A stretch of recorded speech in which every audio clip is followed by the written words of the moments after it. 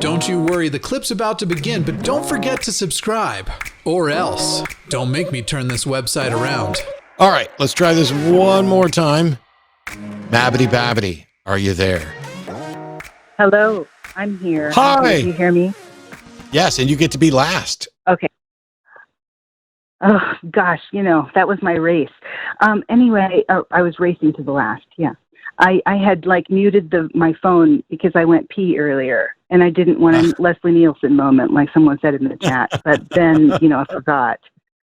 So, anyway, I was having a little existential crisis earlier when I was watching TYT, Young Turks, and they had some of the people involved in this riot, the big one that happened earlier that threatened our democracy. And listening to them talk, it just sounded, it was like just recognizing how a cult mind took over those people so easily. And how the thing that really, really bothered me, do you still hear me? Yes. Are you there? Okay. The thing that really bothered me was recognizing that had my circumstances just been a little bit different, I could have been one of those people. And that is, it just goes to show what Congress really needs to do is address the issues in society that are not enabling people, our citizens, to have upward mobility. They have not succeeded. How about that? And I just, it's weird to watch an insurrectionist and then go, oh my gosh, I feel for you. Oh, but as a person, not for what you're doing. You know what I mean? I think I know what you mean. I just love listening to you, and it was.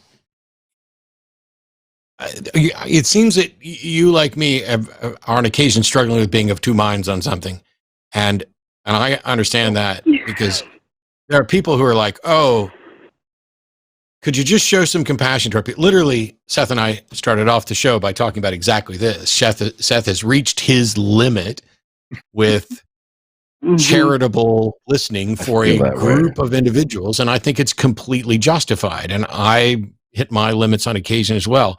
And yet I love the fact that you're calling in to remind us.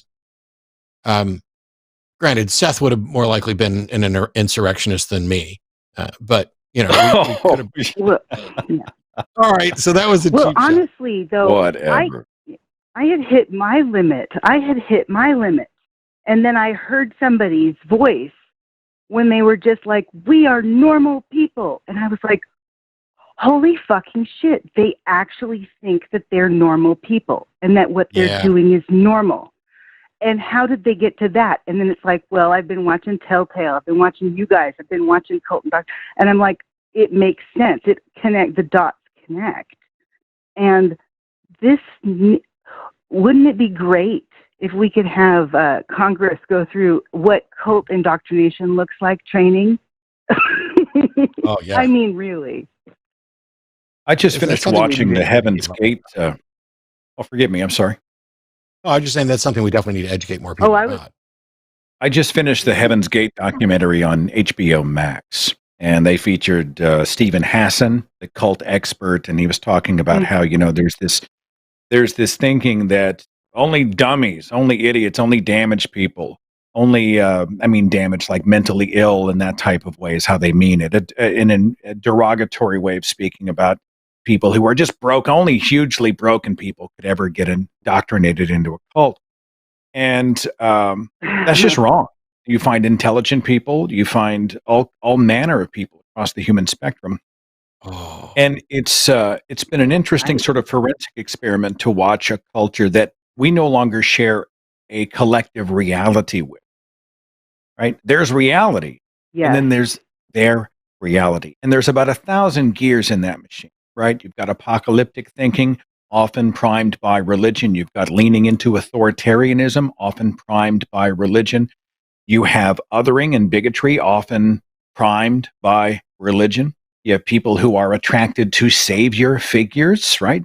I alone can fix it, Yes. primed by religion. So I don't think, we're going to have to deconstruct bit by bit the religious undercurrent of much of this apocalypse thinking that's happening in the United States. How that is done, I do not. I actually suspect, Seth, that the way it is done is through social movements. And the reason I say this is because, like with the New Deal, when people see their lives change because the government has made an investment in education, in healthcare, in jobs, in power to the people, then they are less ripe for the picking by cult figures. That is what I would like our representatives in Congress to know. I would like to, if I can just add one thing. I want to correct myself. I do know that there's one tactic where I put my cards. I think minds are changed by changing people's social circle. It's easy to hate the atheist if you don't know an atheist. But hey, if you meet Seth on the tennis court and we have a good time and we go when we post-COVID, go out and have dinner and he's a nice guy, it's harder to put me in a box, right? And then that's when conversations begin. The people who have othered people with conspiracy thinking, etc., if they could share the table with the people they have demonized, if they could spend a few minutes in human-to-human interaction with those they have demonized, I think that may be one of the things that helps to change the culture. I don't know if it starts at the congressional level. I tend to think that Congress reflects the temperature of the populace beforehand, so we start more at the grassroots with you and me, but I'm no great mind on the subject.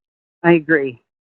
I want to jump in because there's a couple of subtle points that I actually disagree with, but I don't think in the end we actually disagree at all. Okay. One of them is I have no problem with the notion that people who get sucked into cults are in fact horribly broken. It's just that my take on it is I can be compassionate to people who are horribly broken and help try to fix them. I think horribly broken is a good description of what has to happen in order to get somebody into that cult state. I think, to be clear though, I think not that the cult won't attract those people, but that the cults only attract those people. I think the cults do only attract those people. I'm not. If they don't have an alternative, people who have if they don't a have fundamentally broken idea, or they have a broken brain, kind of. I just mean that there's something about them that is fundamentally broken, and that I can still be compassionate about that and fix it. That's the other thing. Right. The other thing is about changing people's minds by changing their social circles. Well, I agree that does happen. I can't imagine that if you decided, and I could be horribly wrong. Like I'm sure I'm going to get emails from psychologists that are like, "You're fooling yourself. You would do this." I think if I force myself to start hanging out with white supremacists all the time, I don't think you're ever going to change my mind and make me a white supremacist. But I think it's more likely that way. And I think it's also more likely with the breadcrumbs of leading someone towards a group or more importantly, helping them away from the pain that they're in.